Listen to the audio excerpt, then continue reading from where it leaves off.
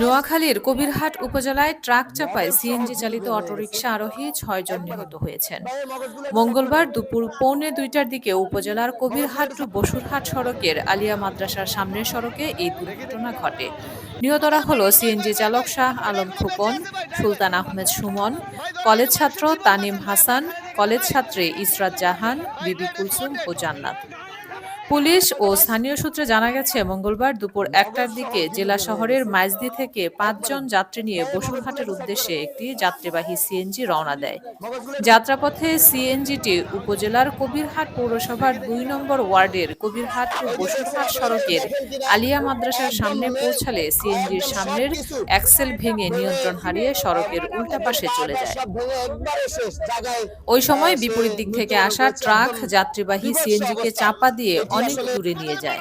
এতে সিএনজির চালক সহ ৪ জন যাত্রী ঘটনাস্থলেই মারা যায়। দুজনকে উদ্ধার করে ২৫০ শয্যা বিশিষ্ট নোয়াখালী জেনারেল হাসপাতালে নিয়ে গেলে কর্তব্যরত চিকিৎসক তাদের মৃত ঘোষণা করে। কবিরহাট থানার ভারপ্রাপ্ত কর্মকর্তা ওসি মোহাম্মদ শাহীন মিয়া বলেন, খবর পেয়ে পুলিশ দুর্ঘটনাস্থল থেকে ৩ জনের মরদেহ উদ্ধার করে থানায় নিয়ে এসেছে। এই দুর্ঘটনায় মোট ৬ জনের মৃত্যু হয়েছে।